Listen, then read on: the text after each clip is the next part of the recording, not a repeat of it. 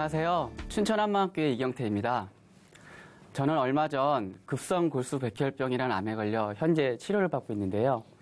제가 비록 몸은 아프지만 제 마음이 치료받았기 때문에 감염에 대한 두려움 없이 이 자리에 나오게 되었고, 부활하신 예수님을 제 마음속의 주인으로 모시고 새로운 삶을 살게 된 간증을 하겠습니다. 저희 어머니는 제가 어렸을 때부터 식당을 하셨는데요. 세상의 모든 일이 그렇지만 음식 장사도 그리 쉽지만은 않습니다. 어머니는 늘 힘들게 일하시며 집안 생계도 도맡아 책임지셨는데, 그런데 아버지는 늘 술과 친구들을 좋아했고 귀가 참 얇으셔서 남들에게 잘 속아 경제적으로 어렵게도 만들고 가정폭력도 있었습니다. 그리고 인생의 마지막은 췌장암에 걸려 돌아가셨는데, 그때는 아버지가 돌아가셨다는 슬픔보단 어머니를 힘들게 하는 아버지란 존재가 싫어서인지 돌아가셨을 때 눈물 한 방울 나지 않더라고요. 그런 아버지를 보고 자라면서 세상에서 절대로 닮고 싶지 않은 사람이 생겼는데요. 경제적으로 무능력한 사람, 책임감 없는 사람이었습니다. 군대를 제대하고 회사에 취업해서 지금까지 같은 회사에 다니며 정말 열심히 일했는데요. 공부도 잘하지 못했고요. 특별한 재능도 없지만 그래도 어머니를 닮아서인지 포기하지 않고 끝까지 일하는 근성은 있었거든요. 정말 바쁘고 열심히 20, 30대를 보냈고 일하는 거 말고는 특별히 취미나 여가 생활을 해본 적도 없으니까요. 나름 회사가 번창해지는 것에 저도 한몫한다는 자부심도 있었고요. 결혼하고 누구나 행복한 가정을 생각하듯 저도 마찬가지였는데, 늦은 퇴근과 또 아내와 싸우는 횟수가 늘어나면서 행복과는 멀어져 가고 있었습니다. 항상 일 생각이 먼저였고, 결혼 생활 11년 동안 가족들과 저녁 식사를 해본 것이 손으로 셀 수 있을 정도였으니까요. 그리고 전 아내와 싸우기 싫어 소소한 거짓말들을 했는데요. 예를 들면 담배를 싫어하는 아내 때문에 담배를 끊었다고 거짓말을 하고 현관이나 부채통에 숨기고 다니다가 걸리기도 했습니다. 전 그저 아내와 싸우기 싫어한 선의의 거짓말이라고 생각했던 것들이 아내를 더 힘들게 만들었던 것 같습니다. 그렇게 마음을 열지 못하고 오해가 쌓이다 보니 불신과 미움이 생기기 시작했고, 전 나름 내가 누구 때문에 이렇게 힘들게 일하는데 이해해주지 못하는 아내에게 불만도 생기더라고요. 늘어나는 술병들, 서로에게 상처 주는 말들 정말 많이 싸웠습니다. 그렇게 싸우다 보니 서로 지쳐 이해해주는 척하며 무덤덤하게 살았던 것 같아요. 마음의 상처들은 그대로 남겨두고요. 그렇게 하루하루 보내다 보니 아들은 초등학교에 입학하게 되었고 아내도 덩달아 바빠지게 되었는데요. 하루는 아들이 저에게 이렇게 물어보는 거예요. 아빠, 우리 집 가난해? 아니? 왜? 아, 누가 그래? 그때 저희 집이 작은 평수의 아파트에 살았는데 1단지는 몇 평이고 2단지는 몇 평이고, 아이들끼리 이런 걸 이야기하다 보니 이제 막 초등학교에 들어간 아들 눈에 저희 집이 가난해 보였나 봐요. 친구들끼리 부에 대해 이야기하고 왕따도 생기고. 그런데 이건 아이들만의 일은 아니었습니다. 저는 남들에게 보이는 것에 지는 것을 자존심 상해했고요. 물질에 많이 집착했으며 그것이 진정한 행복이라고 믿었고 경제적으로 능력 있고 책임감 있는 가정의 역할이라고 생각했거든요. 그래서 이사를 갔지만 아이는 제 생각과 달리 자기만의 공간에 있으려 하지 않았습니다. 아이가 원한 건 아빠의 관심과 사랑이 아니었나 반성하게 되었고요. 이런저런 고민들 때문인지 일을 하다 보니 몸은 피곤하고 아팠지만 누구나 일하다 보면 당연한 거 아닌가? 정말 별거 아니라고 생각했는데요. 올 1월부터 몸이 급격히 안 좋아지기 시작했는데 몸살 기운이 있어 감기약이나 지어 먹으려고 병원에 갔는데 의사 선생님께서 빈혈이 심하다며 혈액 검사를 해보자고 하시는 거예요. 혈액 검사를 하고 얼마 후 검사 결과를 듣게 되었는데 급성골수백혈병이었습니다. 빨리 치료받지 않으면 죽을 수도 있는 병이고 지금이라도 큰 대학병원에 입원해야 한다고 하셨어요. 제가 백혈병이라니 정말 믿을 수가 없었습니다. 너무나 황당한 검사 결과에 하늘이 무너지는 것 같고 또 너무 억울하기도 하고 죽는다는 것이 너무나 두려웠습니다. 집에 돌아 아내에게 어렵게 이야기하고 참 많이 울었습니다. 병원에 입원하기 전 더 이상 이제 회사 일을 못할 것 같아서 사장님이기도 하신 외삼촌께 전화로 백혈병이라고 말씀을 드리는데 정말 서럽고 눈물이 나서 제대로 말도 못하고 전화를 끊었어요. 병원 응급실에 입원하고 다음날 외삼촌께서 오셨는데요. 제 전화를 받고 춘천의 한마음교회에 다녀오셨는데 저를 위해 중보기도를 부탁하고 오시는 길이었습니다. 온갖 두려움에 떨고 있는 저와 아내에게 외삼촌께서 정말 뜻밖의 말씀을 해주셨는데요. 지금까지 예수님을 믿지 않고 자기가 주인 되어 살아와서 네가 네 마음속에 주인 되어 살아와서라고 말씀하시는데 머리를 뭐에 한 대 맞은 듯한 느낌이었고요. 가슴이 뜨거워지면서 눈물이 났습니다. 근데 그 눈물은 지금까지 한 번도 느껴보지 못한 눈물이었고요. 그렇다고 서러움이나 두려움의 눈물도 아닌 정말 알 수 없는 눈물이었는데요. 그런데 그때 제가 이 병을 통해 죽음 앞에 서 있을 때 자기가 주인 되어 살아와서라는 말씀에 무릎을 꿇게 되었습니다. 사실 전 교회에 대한 불신이 있었는데요. 외삼촌이 신앙생활 열심히 하시며 변하시는 모습을 이해할 수 없었고요. 또 외삼촌께서 강제로 회사 전 직원을 여름 수련회에 참석하게 한 경험이 있었는데 가장 바쁜 시기에 전 직원을 수련회에 참석한다는 것도 이해할 수 없었고 목사님의 계속되는 부활에 대한 설교도 낯선 분들과의 교제도 너무 힘들어서 도망치듯 나온 적도 있었던 저였는데 그 정도로 교회에 대한 불신이 있었던 저였는데 예수님을 믿지 않고 자기가 주인 되어 살아와서라는 말씀에 전 회개하고 예수님을 저의 주인으로 영접하였습니다. 아멘. 세상 것이 너무 좋아서 예수님을 믿지 않고 내가 주인 되어 살아왔던 것입니다. 세상에 보이는 것이 다가 아닌데 지금까지 세상 것만 쫓고 살아왔던 제가 너무 한심하더라고요. 성경의 예언대로 이 땅에 사람으로 오셔 십자가에 못 박혀 죽으시고 사흘 만에 예수님이 부활하신 역사가 부정할 수 없는 사실이구나. 저는 지금까지 죄를 짓고 살아왔던 것입니다. 열심히 살아온 것과는 전혀 상관없는 예수님을 믿지 않고 내가 주인 되어 살아온 죄. 전 다시 한번 회개하고 예수님을 저의 주인으로 영접하였습니다. 네. 사실 전 예수님을 주인으로 모시기 전엔 내가 주인 되어 산다는 게 무슨 뜻인지도 모르고 살았던 불쌍한 존재였습니다. 제 아내도 저와 함께 회개하고 하나님을 주인으로 모시게 되었고요. 환자인 저와 새벽 1~2시까지 하나님 이야기 나누고 주님 만나고부터 공동체에서 예배 보는 게 너무 행복하고 지체분들과의 교제도 너무 즐겁더라고요.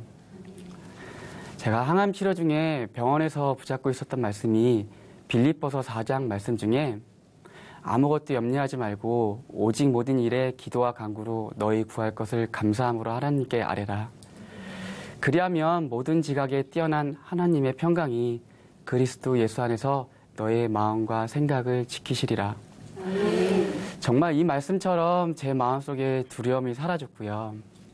암 투병 중에 주님 만나 병도 고침받은 한마음교회 자매 한 분이 오셔서 하나님 만나게 된 간증도 이야기해 주시는데 저와 너무 비슷해 마음 열어 교제할 수 있게 되었습니다. 그리고 아내와 저는 병실에서 서로 웃는 얼굴로 이야기할 수 있게 되었고요. 젊은 사람도 힘들고 괴롭다 하는데 기쁜 마음으로 치료받을 수 있게 되었고 다른 환자보다 회복이 빨라 일찍 태어날 수 있게 되었습니다. 저와 제 가족을 하나님 자녀로 만들기 위해 저에게 이런 병을 주셨구나 하는 생각에 제 병도 기쁘게 생각할 수 있게 되었고요. 아직 치료 과정이 많이 남아있지만 두렵거나 염려가 있지는 않습니다. 주인 바뀐 제 마음이 천국이더라고요. 퇴원 후 작은 교회 예배에 참석하게 되었는데 저를 위해 기도해 주신 분들이 어떤 분들인지 정말 궁금하고 감사해서 얼른 찾아봐야 할 것 같아 감염에 대한 두려움도 떨치고 작은 교회 예배에 참석하게 되었는데요. 반갑게 맞이해 주시는 분들이 정말 고맙고 처음 뵌 분들이지만 전혀 낯설지 않게 교제할 수 있게 되었습니다. 그리고 집에서 가까운 거리는 아니지만 춘천의 한마음교회도 다니고요. 그렇게 기쁘게 하루하루를 보내는 중에 이 악한 영들은 저희를 가만두려 하지 않았는데요. 저희 마음속에 염려를 주기 시작했습니다. 급성 골수백혈병은 다른 암과 달라 여러 번의 항암 치료 후 마지막에 골수이식을 받아야 완치가 가능한데요. 저는 형제가 없어 타인에게 골수이식을 받아야 합니다. 조혈모 세포은행에 등록 후 저와 유전자가 일치하는 공여자가 국내에 단 한 명이라는 걸 알게 되었고, 또 정확한 유전자 검사를 통해 완전 일치가 돼야만 이식이 가능하며, 또 이 한 분이 골수 이식을 증여한다는 보장도 없었습니다. 이 이야기를 듣고 아내는 그 자리에서 울고 말았습니다. 의사 선생님께서 예전에 자가 이식도 가능할 것 같다는 말씀을 해주셨기에 저도 아내도 실망이 되었고 마음속에 염려가 되었는데요. 이제 좀 마음이 편안해지나 싶었는데 아까 병원에서 들었던 가능성 희박한 이야기들 때문인지 아내는 도무지 말씀에 집중하지 못하고 절망하는 모습이었는데요. 항상 외래 진료를 갈 때마다 좋은 소식을 듣다가 우리나라에서 단 한 명, 그 단 한 명이라는 소리에 무너지고 말았던 것입니다. 저는 아내에게 사도행전 말씀을 읽어주었는데요. 저를 죽은 자 가운데서 다시 살리신 것으로 모든 사람에게 믿을 만한 증거를 주셨음이니라 하니라. 예수님께서는 부활로 누구나 믿을 만한 증거를 보여주셨는데 의심하거나 흔들리면 안 되는데 자기가 또 주인 되어 마음의 주인이신 예수님을 붙잡지 못하고 제 병을 붙잡고 있었던 것입니다. 그러니 안 좋다고 하고 염려를 주니 마음의 중심이 흔들렸던 것입니다. 전 아내에게 이렇게 이야기해 주었는데요. 괜찮아. 난 다시 산 사람이라 두려울 게 없어. 난 다시 산 사람이야.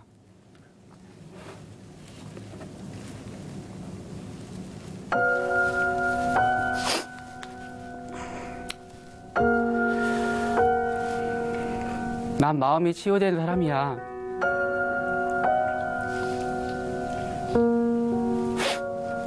당신은 마음의 중심이 예수님이 아니라 내 병인 것 같아. 내 소망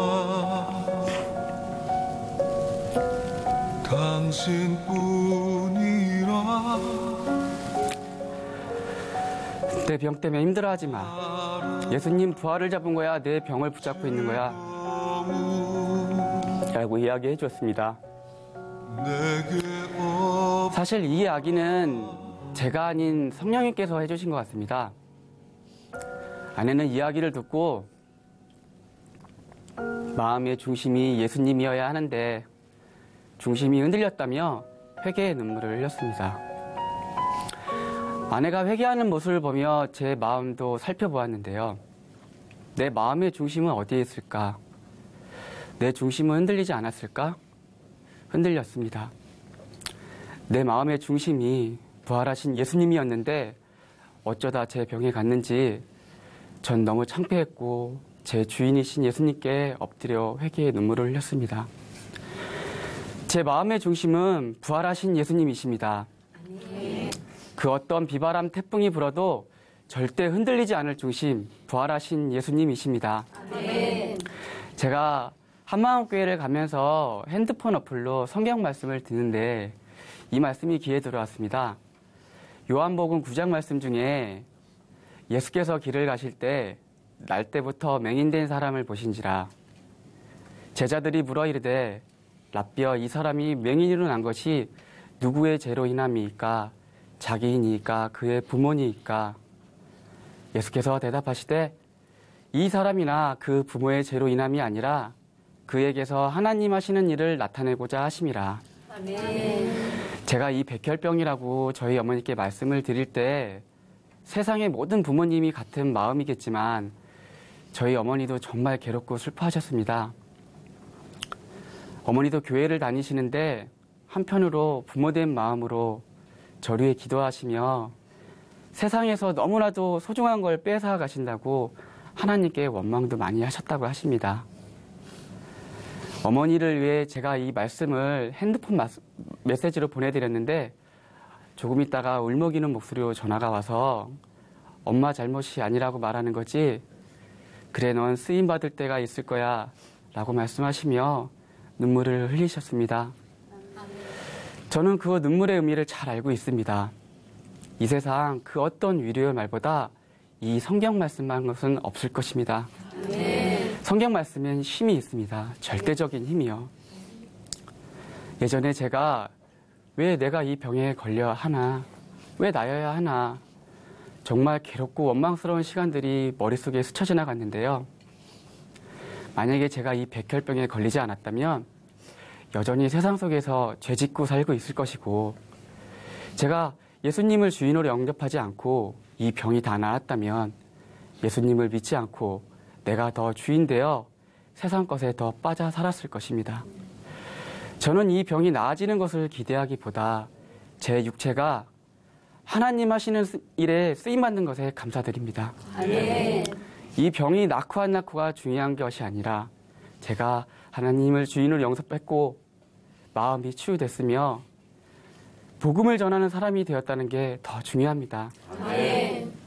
사람들은 제가 이 병에 걸렸는데도 걱정 없는 얼굴이라며 신기해합니다. 그럼 전 예수님 만나서 그렇습니다 라고 이야기하죠. 정말 간단히 복음을 전할 수 있고 제 병이 복음을 전하는 수단이 되는 거예요. 부활하신 예수님의 12 제자들도 죽임을 당하는 걸 너무나 잘 알면서도 죽음이라는 두려움보다는 이 세상에서 가장 기쁜 소식, 부활의 복음을 전하며 행복하게 최후를 맞이했을 것입니다. 이건 누가 시켜서 할 수 있는 일이 아니었습니다. 확실한 부활이 있었기에 가능한 역사적 사건이었습니다.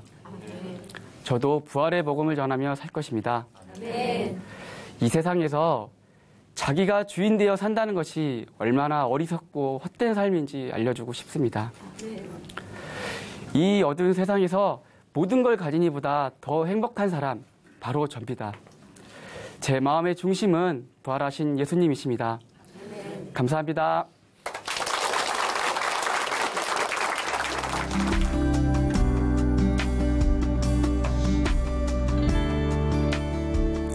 안녕하세요. 춘천 한마음교회 김여원입니다.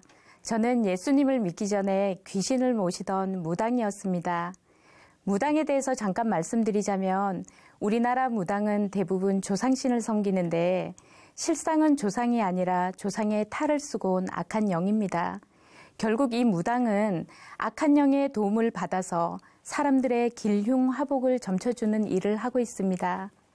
예수님을 믿고 나서야 이 세상이 어떤 곳인지가 훤히 보이고 이건 저같이 특정한 몇몇 사람만이 겪는 영적 현실이 아니란 걸 알았습니다. 결국 우리 눈에 보이지는 않지만 보이는 이 세상과 보이지 않는 영적 세계가 실제로 공존하고 있다는 것입니다.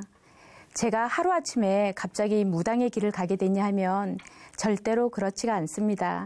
저는 아주 어렸을 때부터 악한 영을 보고 듣고 했습니다. 저희 엄마는 저보다 훨씬 더 심하셨어요. 사실 저희 엄마도 이 길을 갔어야 했는데 거부하셨고 평생을 이놈들에게 고통받으며 살으신 것을 제 눈으로 똑똑히 보면서 자랐거든요. 저 또한 언제부턴간 길을 가다가도 모르는 사람들로부터 이런 얘기를 들어야 했습니다. 당신은 평범한 삶은 살아갈 수 없는 팔자라고, 신을 모시는 무당의 길을 가야만 하는 팔자란 얘기를 종종 듣곤 했습니다. 무당만큼은 절대로 되지 않겠다고 생각했지만 내 의지와는 상관없이 서울에서 유명하단 점집은 두루 섭렵하고 다녔습니다. 이 집은 용하고 이 집은 아니다를 오히려 제가 점을 치고 다녔어요. 제가 점집에 딱 들어섰을 때 저를 보는 무당들의 반응을 보고 깜짝 놀랐습니다. 당신에게 내린 신이 너무나 세서 당신은 점괘가 보이지 않는다라고 하고, 또 어떤 무당은 당신이 왜 이런 데를 왔냐, 솔직히 당신이 더 잘 알 거 아니냐, 당신이 나를 봐줘야지.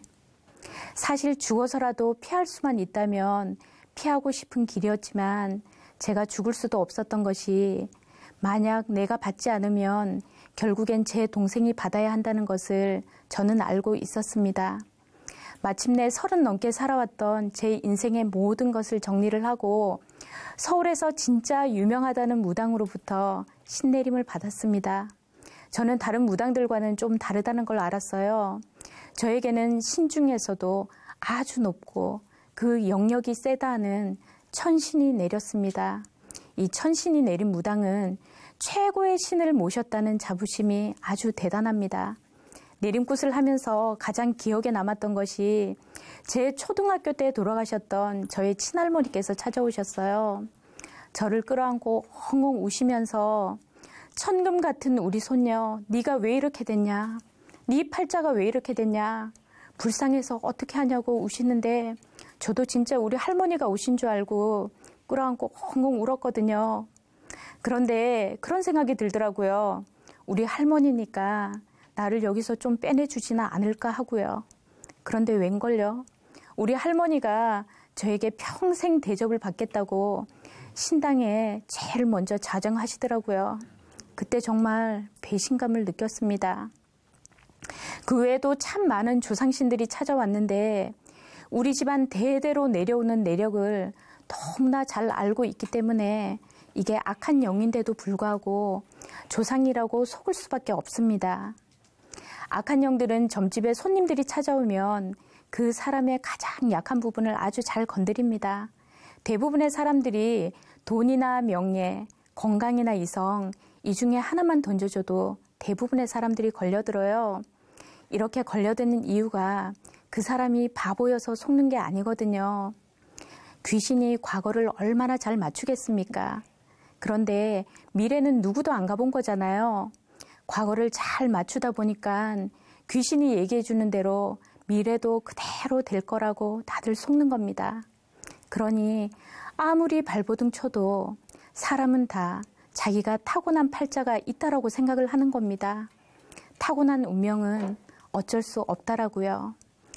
그럭저럭 그 생활에 안주하며 지내던 어느 날 그날따라 왠지 충만한 마음이 들어왔습니다. 오늘은 조상들을 잘 섬겨줘야 되겠다는 생각으로 한 분 한 분께 정성스럽게 제를 올려드렸습니다. 그런데 지금 생각해도 내 인생에 어떻게 이런 일이 일어나는가 하는 놀라운 일이 일어났습니다. 제가 신당에서 절을 하고 일어나는데 제 입에서 아멘이라는 말이 튀어나왔습니다. 아니 이게 무슨 마귀 역사나 라고 생각을 하고 다시 집중해서 절을 하고 일어나는데 연거푸 제 입에서 아멘이란 말이 튀어나왔습니다. 아니 오늘 내가 왜 이러지 라고 생각하는 순간 그동안 30년 가까이 한 번도 생각해보지 못했던 저의 8살 때의 어느 날이 선명히 눈앞에 펼쳐졌습니다. 제가 8살 때 잠깐 교회를 다닌 적이 있었거든요.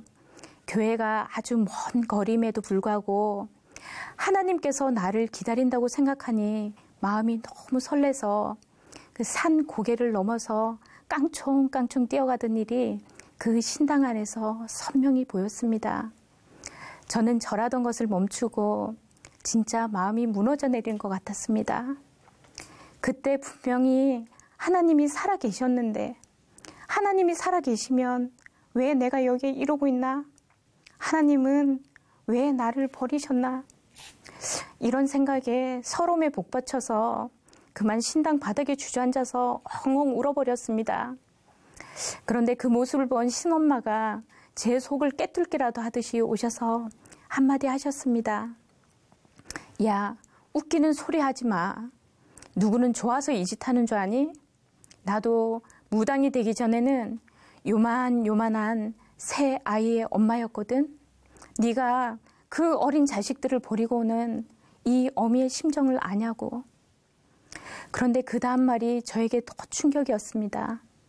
야, 나도 예전엔 한 교회 권사였거든. 너나 나나 아무리 발버둥 쳐도 여기에서 절대로 벗어날 수 없어. 그런데 그 일이 있고부터 저에겐 신락 같은 희망이 생겼습니다. 진짜 하나님이 살아계신 거 아닌가 하고요. 그렇게 힘겹게 버티던 어느 날 이제는 정말 하루를 살다 죽어도 하나님 품에서 살다 죽어야 되겠다는 결단으로 그곳에서 목숨을 건 탈출을 감행했습니다. 나 같은 사람을 살려준 교회가 있는지 찾고 찾던 중 춘천 한마음교회 다닌다는 한 분을 만나게 되었어요. 그리고 그분을 따라서 처음 교회에 왔고 목사님과 첫 인사를 하는데 목사님께서 요한일서 5장 말씀을 찾아주시면서 자매님, 이 세상이 온통 악한 자 안에 처해 있습니다. 이러시는 거예요. 저는 정말 깜짝 놀랐습니다. 아니, 목사님이 어떻게 이런 영적 세계를 이렇게 잘 알고 있지? 야, 이 목사님 진짜 신통하다.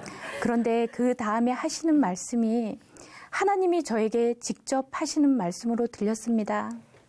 하나님께로서 나신 자, 예수님이 자매님을 지키심에 악한 자가 자매님을 만지지도 못합니다. 제가 그토록 듣고 싶어 했던 그 말씀을 하셨습니다. 그리고 저를 인도해 주신 언니로부터 복음을 전해 들었습니다. 제가 귀신을 보던 사람이잖아요. 귀신이야 내 눈에 보이니까 믿지만 보이지도 않는 하나님을 무슨 근거로 믿을 수 있나? 저의 관심은 오직 이거 하나였습니다. 사실 점집에 있으면서 예수님 믿는다고 하는 많은 분들이 찾아오셨었거든요. 그들은 분명히 믿는다고 하는데 점쟁이가 하는 얘기를 하나님 말씀보다 더 두려워하고 신뢰하는 것을 보았습니다. 제가 그들을 보면서 그런 생각을 했어요. 그럼 그렇지. 보이지 않는 존재를 믿는다는 것 자체가 모순이지. 그런데 복음을 전해주는 언니로부터 놀라운 말씀을 전해 들었습니다. 이 세상 모든 사람이 보이지 않는 하나님을 믿을 수 있는 확실한 증거가 있다는 겁니다. 그것은 바로 죽은 자 가운데 다시 살아나신 것, 즉 부활로 모든 사람에게 믿을 만한 증거를 줬다는 사도행전 17장 말씀이었습니다. 이 세상에 믿는 사람이든 믿지 않는 사람이든 간에 동일하게 적용되는 절대불변의 진리가 하나 있잖아요.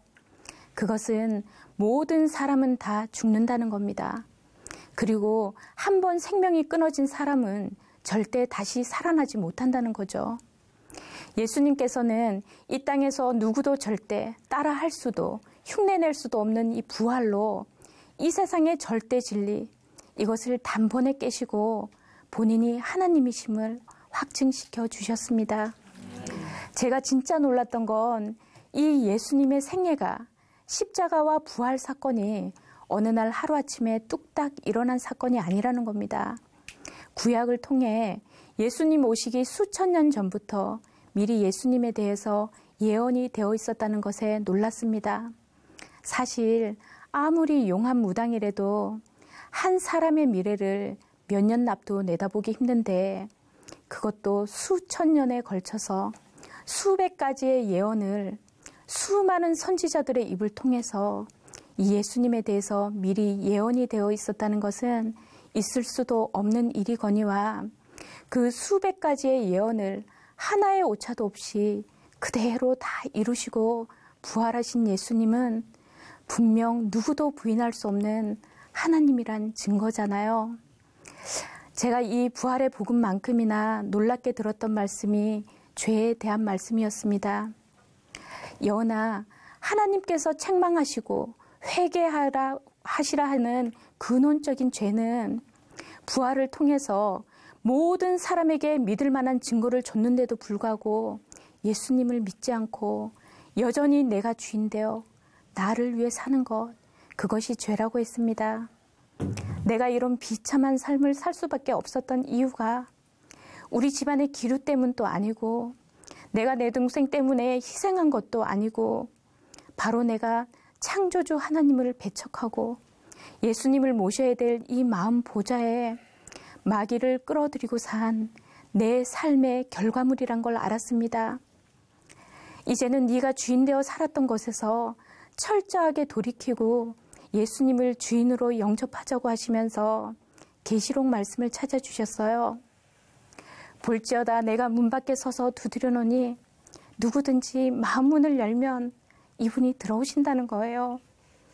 저는 지금까지 예수님이 나를 버렸다고 생각했는데 오랜 시간 제 마음 문 밖에 서서 기다리고 계셨다는 것을 그때야 알았습니다. 예수님께 너무나 죄송하고 또 감사해서 정말 어떻게 해야 될지를 모르겠더라고요.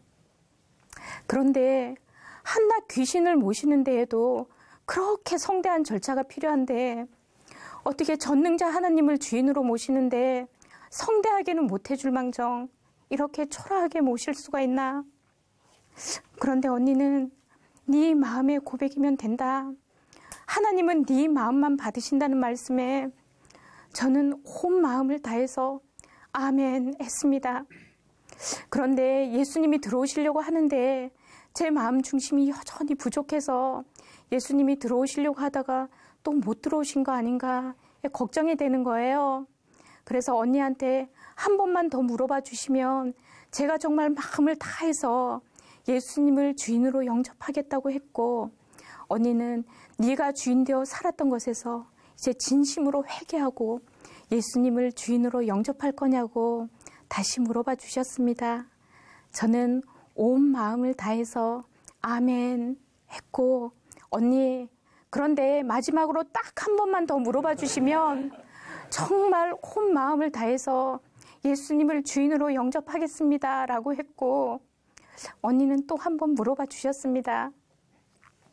그렇게 예수님을 영접하고 잠을 잘 수가 없는 거예요. 자고 일어나면 이 모든 것이 물거품처럼 사라질까 봐 남들 다 자는데 저는 자는 척 이불을 뒤집어 쓰고 언니가 들려주셨던 그 복음을 되짚고 하다가 저도 모르게 잠이 들었나 봐요. 그런데 자는데 누가 부르는 노랫소리에 제가 깜짝 잠이 깼습니다. 그런데 제가 노래를 부르고 있더라고요. 날 사랑하심, 날 사랑하심 성경에 써있네. 이런 찬양이었습니다. 이렇게 간절한 저를 위해서 하나님께서 이렇게 응답을 해주시는구나. 그날 밤 새벽이 맞도록 이불 속에서 감격의 눈물을 흘렸습니다. 그렇게 예수님을 영접하고 얼마 되지 않아서 저를 그렇게 이뻐하던 이 악한 영들이 모습을 바꿔서 떼거지로 쳐들어왔어요. 그 세력이 얼마나 센지 야 잘못하면 죽겠구나 싶어서 모른 척 슬쩍 도망을 갔거든요. 그런데 이놈들이 내 뒤통수를 치겠구나를 알았습니다. 야, 안 되겠다 싶어서 제가 먼저 뒤를 돌아서 이놈들에게 확 덤볐습니다. 그래도 들은 풍월은 있어서 예수 보혈, 예수 이름 명하노니 더러운 귀신아 떠나가라 라고 하는데 이놈들이 안 떠나가는 거예요. 순간 머리가 하얘지더라고요.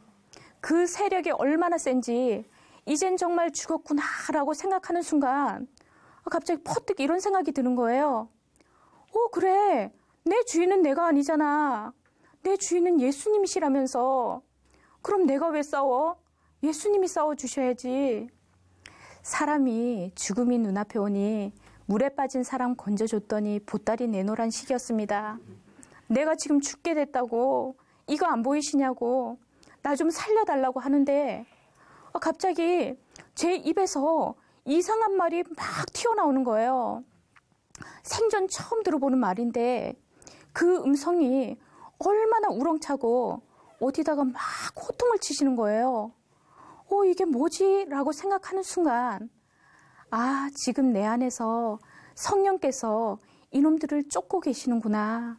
악한 영들에게 호통치고 계신다는 걸 알았습니다. 제가 그것을 딱 인지를 하는 순간 두려움은 떠나고 악한 영들이 보이지가 않는 거예요. 사실 제가 이 악한 영들이랑 지지고 볶고 싸우는 게 아니거든요. 항상 이런 싸움이 있을 때마다 나와 함께 하시는 예수님을 딱 붙드는 순간 두려움은 떠나고 악한 영들은 보이지가 않습니다. 이런 싸움을 조금씩 하다 보니까 진정한 영적 싸움은 어떤 건가 이런 생각도 한번 해봤습니다. 진정한 영적 싸움은 우리가 마귀를 대적하는 건 맞지만 결국 마귀와 싸우는 것이 아니란 걸 알았습니다. 야고보서 4장을 보면 하나님께 순복할 때 마귀를 대적하면 이놈들이 알아서 피한다고 나와 있잖아요. 우리 눈에 보이진 않지만 나와 함께 하시는 나의 주인 되어 주신 이 예수님을 정확하게 붙드는 싸움이란 걸 알았습니다. 요즘 우리 교회에 악한 영에 사로잡혀 힘들어하시는 분들이 종종 찾아오십니다. 다들 목숨 걸고 찾아오시는 귀한 분들입니다. 이들을 살릴 수 있는 유일한 것이 이 복음이죠. 복음을 전하는 곳에는 치열한 영적 싸움이 시작됩니다. 참 많은 일들이 있었는데 한 번은 교회 지처분으로부터 귀신 들린 자매가 있으니 가서 복음을 좀 전해주라는 부탁을 받았어요. 저는 먼저 그 자매를 위해서 기도를 하는데 오늘은 내 생명을 들여서라도 이 자매를 살려달라는 그런 기도가 막 나오는 거예요. 그래서 제가 비장한 마음으로 그 자매를 만나러 갔고 처음 인사를 하는데 이 자매가 저를 보고 이러는 거예요. 언니, 얘네들이 언니 오늘따라 좀 세게 나온다고 하는데요. 이러는 거예요. 이렇게 악한 영들이 하는 얘기를 저에게 동시 통역을 해주기도 합니다. 또 한 분은 제가 예수님이 부활하셨습니다 라고 전하니 뭔가 잘못 알고 있는 것 같은데요. 예수님이 다시 살아나신 게 아니고 예수님이 원래 일란성 쌍둥이였다고 하는 겁니다. 정말 얼마나 속이는지 괜히 거짓의 압이겠어요. 이런 치열한 영적 싸움이 있지만 결국 이 복음으로 귀신들이 다 떠나가고 영혼들이 살아나는 것을 보았습니다. 복음이 저의 가족도 살렸습니다. 귀신과 사는 것이 일상이 된 저희 엄마요. 이제는 악한 영이 보이지 않는다고 하시더라고요. 어디를 가든지 예수님이 함께 하시니 두려울 게 없다는 엄마의 고백을 들으며 정말 감사의 눈물만 흘렀습니다. 주 예수를 믿으라. 그리하면 너와 내 집이 구원을 얻으리라는 이 약속의 말씀이 있기에 다른 가족들을 위해서도 기쁜 마음으로 기도하고 있습니다. 이 세상에서 가장 행복한 사람은 어떤 사람일까라는 생각도 한번 해봤습니다. 가장 행복한 사람은 회개하고 예수님을 주인으로 영접한 사람이라는 생각이 듭니다. 포도나무와 가지, 영원히 버리지도 떠나지도 않겠다고 약속하신 예수님이 저와 함께 하시니 이 세상에서 더 이상 두려울 것도 부러울 것도 없습니다. 정말 예수님 한 분이시면 충분합니다. 감사합니다.